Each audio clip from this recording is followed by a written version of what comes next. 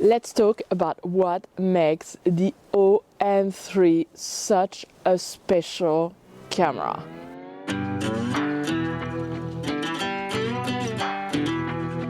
There is one big thing in my opinion. Well, okay, someone is disagreeing with me and that crow is probably right. There are no, not two, actually. There are a couple of things that makes this camera so special, and I think it's just gonna be one of those cameras that we are gonna talk about for ages. My number one thing that I absolutely love about this camera is the CP button, the computational technology button. I'm gonna put my gloves on back because it is cold. So the CP button is a new way to just access all the technology feature at the press of a button. And actually Rob Track said that they shouldn't call it CP, computational technology. They should call it creative technology. He's right, because all those technology are here to help you be more creative in the field. And what I find out after shooting with this camera for over a month and a half is that there were some computational technology features that I used all the time, like the live ND or the focus stacking. But there were some other technologies that I did not allocate to a button. And so I would not use them as often because I had to go into the menu to find them and switch them on. Now, at the press of a button, I can just have access to all those different technology. Also the double exposure mode, which I don't think of using enough because again I didn't have a button that's programmed for it. So here I was in the White Mountain, the moon was rising, but it was a little too far from the mountain to get it in one shot, or a shot that would make sense. So I took a shot of the moon and I took a photo of the mountain, and now it's kind of a really cool photo of the Mount Washington Observatory with the moon right behind it, all in camera. Nothing is done in Photoshop or Lightroom. It's in the field. It's so much fun. So you can create a lot of cool photos. And a couple of days ago, I was coming back from skiing. I had the OM-3 with me and I saw the sky and thought, this is gonna be a treat. I stopped on the side of the road, beautiful marina. There was a little bit of water open, which is rare here in New Hampshire because it's been so cold. And I just had so much fun. I did high-res mode. I started doing panorama shots with high-res mode. I then decided, hey, how about I try HDR, and how about lifetime? And those are the shots that I got. And it was so cold, but I had so much fun that really it didn't matter anymore. I was just fully immersed in trying to portray that scene the best that I could with all the tools that I had. It's been kind of really interesting to just play around with the scene that I have and using really all the computational technology to their fullest and see what I would get with those different technology. And you're making mistakes, and sometimes it doesn't work, but sometimes it works. And it's been so much fun. It even pushed me, so the live composite and the lifetime and the bulb mode, they're not part of the CP button, they're part of the dial. And it even pushed me to kind of try the lifetime and to do a little bit more live composite as well, because now I'm kind of used to that CP button and doing more with computational technology. I thought I was doing a lot, but I wasn't. So to me, that CP button is truly making a big difference in my photography. I've been also having a lot of fun going earlier on when I got the camera in late December, early January, when it was cold, but all the water was not frozen yet, because right now it's just ice, ice, ice. And so I had a lot of fun going and playing with the ND filters. So live ND, there is up to 64, whereas on the OM-1 it's 128 for live ND. But honestly, it's not been a big deal at all. I've realized that I'm actually using 32 more and even less, a little bit less. And so it's been working very well. Those are a couple of shots that I took with live ND when I was up in Franconia Notch, at the Basin and Sabate Falls, so all around the White Mountains, right before everything froze. And now it's a winter wonderland. And I actually switched because now it's just frozen water. I can't use the live ND, but you know what I've been able to have fun with? And that's the second thing that makes this camera, oh my God, so much fun to use. It's that creative dial. I know that some people loved it on the Pen F. I know that some people were like, well, I can do without the creative dial. I love this.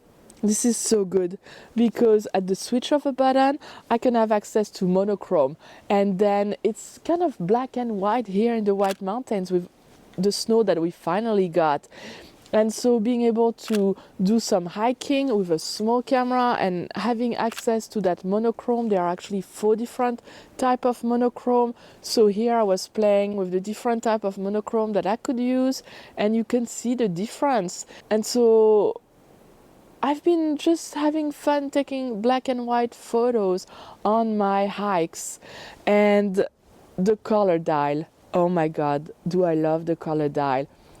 I have been creating my old color profile. So I have one where I just pop those red and everything else, all the other colors are minimized. So you can see here in the White Mountains again, you have that red bridge and all the colors that are distracting around it.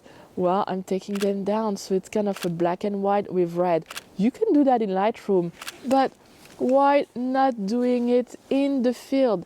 And how about a kind of fun vignette around it? You can add the vignette as well. I mean, it's amazing. You can control the mid-tone. You can just, it's like having a mini Lightroom.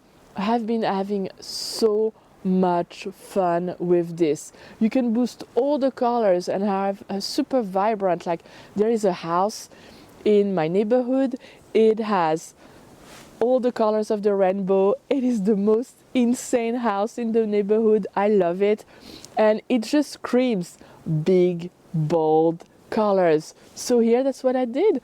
I just boost all those colors and I took that shot. Or maybe you want to have the yellow that is going to be more prominent in your photo. You can do that. You can create your own color profile for your photography. This is great. And then there is also the art filter. You know, I love the art filter because I've been using them as well. So here I was on the coast and it screamed for the vintage look. So I took this photo using the vintage look filter, and I had an aperture of f/18 on this one, so I could get the starburst. And it's just so fun. Here I have a JPEG. And oh my God, by the way, the JPEG, so good.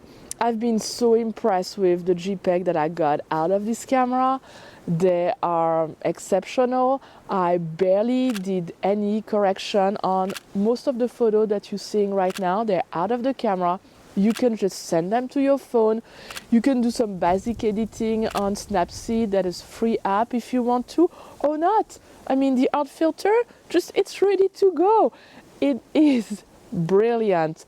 And I use also art filter here when I was back in the White Mountains taking photos of those crazy ice climber. It's just called for an art filter.